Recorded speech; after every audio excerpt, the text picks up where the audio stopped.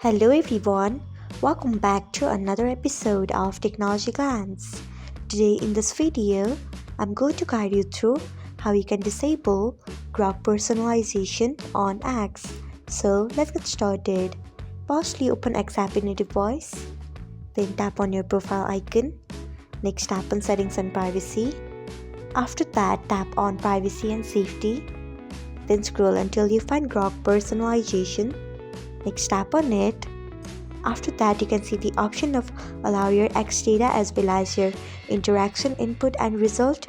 For personalizing your Grok experience, turn off it by tapping on it.